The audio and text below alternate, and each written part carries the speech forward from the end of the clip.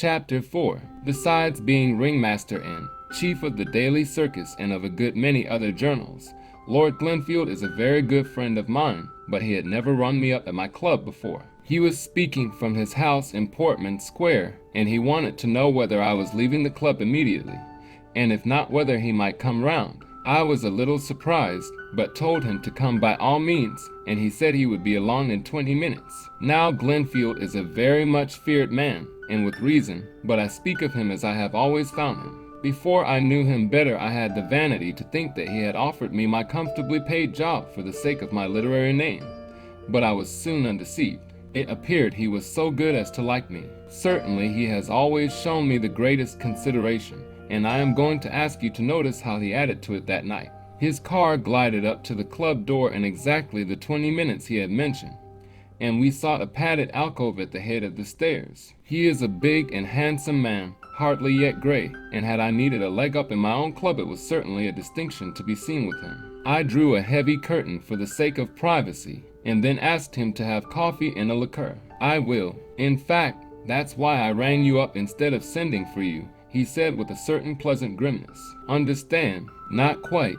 Well, if you're to be had up on the carpet, I prefer that it should be your own carpet. I saw, and I hope you too see the kindliness and delicacy of his action. Apparently I was in for a wigging, which was to be, not less, but still more of a wigging that I, his subordinate, was permitted to act as his host. As he said, he could have summoned me to his office or house, dressed me down, and dismissed me again, but Glenfield knows men and how to bind them to him by accepting things at their hands. It is so easy for Glenfield to give. Well, can you guess? He said, nodding to me over his liqueur. Perhaps I can, I answered. Then what about it? Are you getting tired of the job? Not, I answered slowly, of the job. But I'm tired, very tired. He diagnosed me with a swift look. South of France any good to you? Or Norway, or anywhere else? I suppose yon what's-his-name Willett could carry on.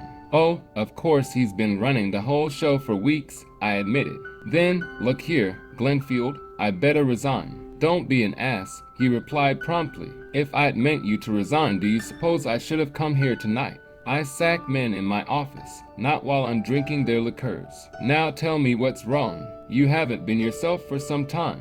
I frowned, hardly knowing what to reply. This is most awfully good of you, but I hardly think it's a case for a holiday, I said at last with some embarrassment. Well, tell me about it. Is it working double tides, or just post-war slump?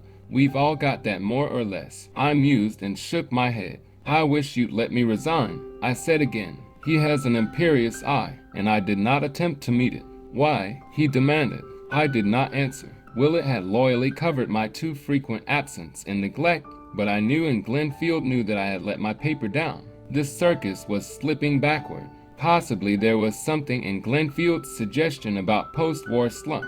Now, when all the world should have been working as it had never worked before, so little work seemed worth the doing. The circus, which after all is a vastly important instrument of democratic government, seemed to me a thing of stunts and japes and cynical mockery of the recent stupendous years. My own work, once so much to me that I had sacrificed to it the joy and ease of half a life, seemed a thing that the world could do perfectly well without. I missed my timber and gun cotton and cordage and corrugated iron. My real books were my store's ledgers, and the regulations for engineer services my only muse. I feared, I almost hoped that I should write no more novels. My bolt seemed shot. It is a depressing thing to have been a younger novelist and to have wasted your life.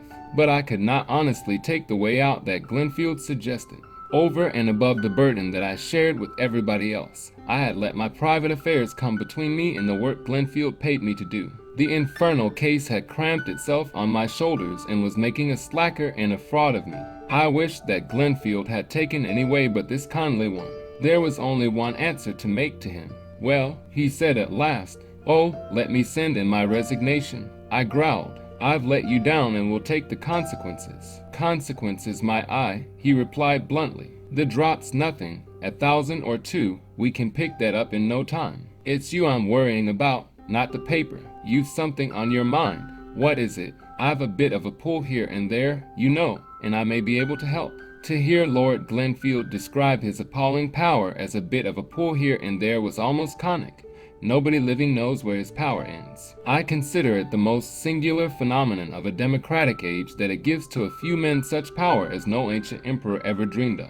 Indeed, if one's conception of democracy is that it is the age's ailment, it seems to carry within itself hope of its own cure.